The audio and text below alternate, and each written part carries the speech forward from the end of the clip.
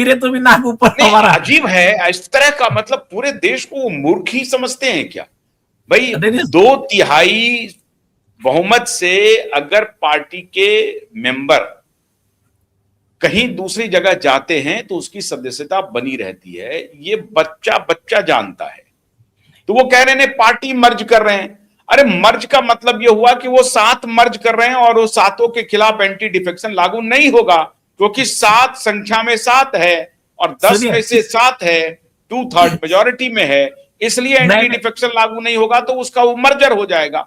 वो व्यक्ति इंडिविजुअल जो है वो एक पार्टी को रिप्रेजेंट कर रहा है और एक साथ एक समूह है, जो समूह एक साथ आ गया बीजेपी में, उसका तात्पर्य यह है। तो उसको कहानी बता रहे, पहले पार्टी को मर्ज करना पड़ेगा। ये किसका हमको समझ में नहीं आ रहा है, पार्टी कौन सा मर्ज करेगा वहां पे? आप सुनिए सुनिए सुनिए, आप क्या कीजिए, आपको अगर इन लोगों की झूठ पकड़ना है, इन लोगों का कि कैसा पब्लिक को बेवकूफ समझते हैं, गुमराह करते हैं, आप सिर्फ एक काम कर लो। उद्धव ठाकरे गट का जो शिवसेना ग्रुप है, शिवसेना यूबीटी और राष्ट्रवादी कांग्रेस एनसीपी शरद पवार गुट, ये दोनों केस में जो आर्गुमेंट किया था और बाहर आके स्पीच दे रहे थे मिस्टर कपिल सिब्बल साहब, आप क्या करो, उसका आर्गुमेंट का वो जो बोल रहे थे आप वो निकाल लो, वो इसके पूरा विपरीत है। उसमें वो क्या कह रहे थे मालूम है, आपको बीजेपी में शामिल होना ही पड़ेगा, आप इंडिपेंडेंट आपका गुट नहीं रह सकता है। और आज का वो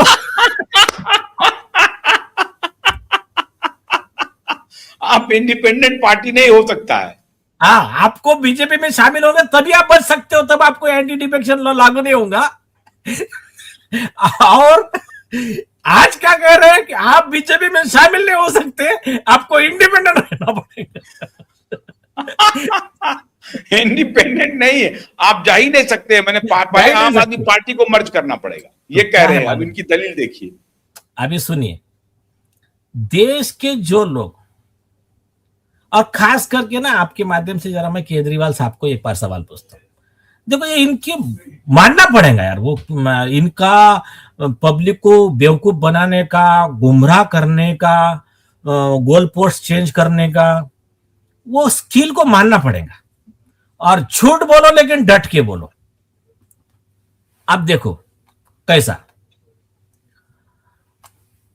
इनके ऊपर में केस हो गया, केस होके सुप्रीम कोर्ट में जस्टिस संजीव खन्ना साहब के जजमेंट में क्लियर आया, proceeds of crime 383 crore rupees है, जो इन्होंने इस गलत तरीके से इधर किया वो किया, फिगर आ गया। उसके बाद में भी इनके प्रेस कॉन्फ्रेंस आप देख लेना,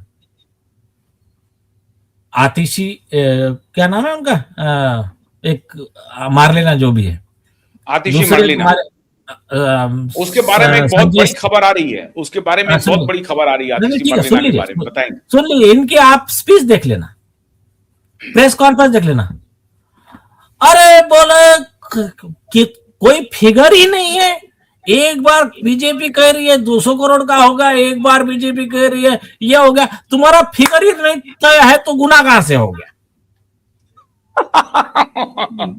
गुना सुप्रीम कोर्ट ने ऑर्डर में लिखा 383 करोड़ का तुमने करप्शन किया है, नुकसान किया है, क्या के रिपोर्ट में आ गया, हमने अर्जी दे दिया कि ये सारा प्रॉपर्टी, ये सारा प्रोसीड्स ऑफ क्राइम जो जनता का नुकसान हुआ है, आप अरविंद केजरीवाल आम आदमी पार्टी से वसूल कीजिए, सारे लोगों को आरोपी बनाइए। उसके बाद में भी इनका अपना एजेंडा चल रहा, कोई बात नहीं। और क्या डेयरिंग देखो उनकी कि जनता को बेवकूफ समझने की। इलेक्शन में अरविंद केजरीवाल खुद हार गए, उसके बाद में भी स्टेटमेंट देखो, जनता हमारे साथ है। इन्होंने कहा था कि ये रेफरेंडम है, जेल में मतलब अदालत की नहीं चलेगी, अदालत जो हमको जेल भेज रही है वो गलत है। अगर मैं दिल्ली का चुनाव जीत जाता हूं तो इसका मतलब जनता कह रही है कि जिस दिन रिजल्ट आएगा, जिस दिन हम जीतेंगे, उसी दिन बेल मिल जाएगा। ये भाषण है उनका, पब्लिक स्पीच है।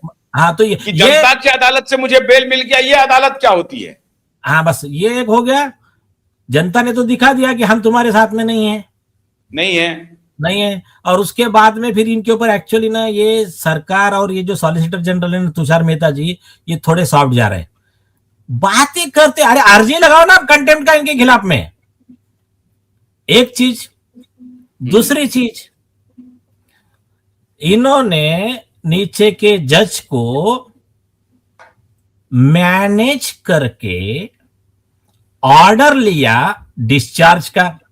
वो ऑर्डर सुप्रीम कोर्ट के जजमेंट के खिलाफ है, हाई कोर्ट ने स्टे कर दिया। उस जज के खिलाफ हमने केस फाइल किया। उसका क्या आधार है सर, इन्होंने मैनेज किया? उसके हाँ, कुछ डेट्स के तो हमारे पास हैं। नहीं आरटीआई कब लगी, उसके बाद कैसे हुआ, उसको तो डेट हमारे पास वो है। सब छोड़ दीजिए, मैं 2 लाइन में आपको बताता हूं नीचे के जज का आदेश गलत कैसा है और कैसा साबित होता है कि जज को इन्होंने मैनेज किया। सुप्रीम कोर्ट के ऑर्डर में लिखा है it is a prima facie case, इसलिए हम इसको बेल रिजेक्ट कर रहे हैं। सुप्रीम कोर्ट लिख रहा है, हाई कोर्ट को छोड़ दीजिए आप। उसके बाद में नीचे का ये जज लिख रहा है कि there is no prima facie case.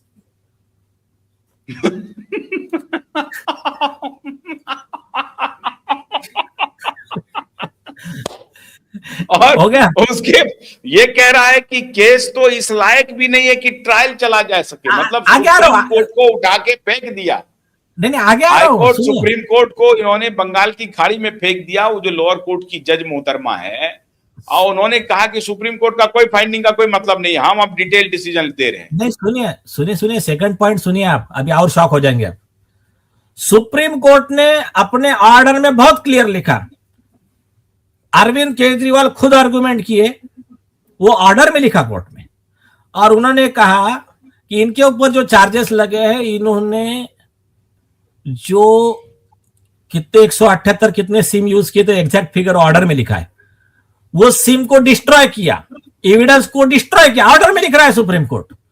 उसके ऊपर इनको सवाल पूछा गया, इनके वकील अति महान, और मैं वर्ड लिख रहा हूं डिसऑनेस्ट, उनके खिलाफ में उन्होंने जस्टिस गंगोपाध्याय जी के खिलाफ में एक झूठा आरोप लगाया था। हमने कंटेम्प्ट फाइल किया कि हमने कहा कि कस्टडी में लो अभिषेक मनु सिंघवी को, जज के खिलाफ झूठा आरोप लगाया, भाग गए, बाद में आरोप वापस ले लिए। तो चलो ठीक है, वो विषय बाजू में रखते हैं। तो अति महान एडवोकेट अभिषेक मनु सिंघवी इनके तरफ से आर्गुमेंट का सुप्रीम कोर्ट ने ऑर्डर में लिखा, वो प्रेजेंट है। अरविंद केजरीवाल ने खुद इस पॉइंट पे डिस्कशन किया, तो कोर्ट ने सीधा सवाल पूछा, इसके बारे में तुमको क्या कहना है? तो कहते हैं हम इस पे जवाब नहीं देना चाहते। तो सारे दुनिया को कह रहे हैं, आप प्रधानमंत्री मोदी जी को कह रहे कि मोदी जी सवाल से भागते हैं। अरे तुम्हारे ऊपर केस चल रहा है, ये प्रूफ आ गए, तुमको कस्टडी में जाने की बात आ रही है, और तुम कह रहे मैं इस पे आर्गुमेंट नहीं करना चाहता हूं, जवाब नहीं देना चाहता हूं। ठीक है, तो जवाब नहीं देना चाहते तो उसके ऊपर सुप्रीम कोर्ट का लॉ है कि आपने जवाब नहीं दिया, मतलब आपको आरोप मंजूर है, तो जेल जाओ। लेकिन कोई बात नहीं, चलो कोई बात नहीं, आपको राइट टू साइलेंस है। तो सुप्रीम कोर्ट ने बहुत अच्छे तरीके से ऑर्डर में लिखा कि ये सारी चीजें ट्रायल में देखी जाएंगी। किसने लिखा? सुप्रीम कोर्ट ने। अब वो आपका नीचे के कोर्ट का मजिस्ट्रेट या सेशन कोर्ट लिखता है, ये ट्रायल चलेगा ही नहीं है केस में। क्यों? उनके नजर में वो सुप्रीम कोर्ट से बड़े हो गए। तो ये पहली बार नहीं है, इसके पहले ऐसे ही एक जज थे तुम्हारे दिल्ली कोर्ट के। सुप्रीम कोर्ट ने ऑर्डर देने के बाद में उसके अगेंस्ट में ऑर्डर दिया। जस्टिस मार्कंडे काटजू और जस्टिस ज्ञानसुधा मिश्रा का बेंच था। उन्होंने कहा दोपहर में 3 बजे वो जज मुझे कोर्ट में चाहिए। कोर्ट में आई, वो जज मिलने गई, जज को बोले ओपन कोर्ट में आने का, आरोपी हो आप कंटेम्प्ट के, कोर्ट में आओ। कोर्ट में आने के बाद उस सेशन जज को सुप्रीम कोर्ट ने कहा यहां से जेल में भेजेंगे तुमको 6 महीने के लिए। बताओ तुमने हमारे ऑर्डर के खिलाफ तुमने कॉन्ट्ररी ऑर्डर कैसा पास किया, बताओ। हाथ पांव जोड़ के माफी मांगा तब जाके ऑर्डर में लिखा और उसके खिलाफ एक्शन के लिए रजिस्ट्रार को फॉरवर्ड किया हाईकोर्ट के। बाद में वो जज सस्पेंड हुए नहीं हुए पता नहीं।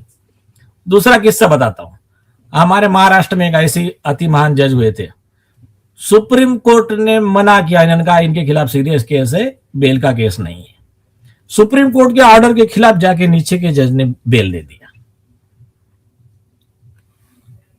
सेशन जज ने, प्रिंसिपल डिस्ट्रिक्ट जज थे एसएस नेरकी करके, उन्होंने इंक्वायरी में आया, अरे सुप्रीम कोर्ट के ऑर्डर के खिलाफ जाके इसने काम कर दिया। उन्होंने रेफरेंस फॉरवर्ड किया, आर ए खान करके जज थे, उनके खिलाफ में हाईकोर्ट को। हाईकोर्ट ने कंटेम्प्ट में उस जज को दोषी पाया।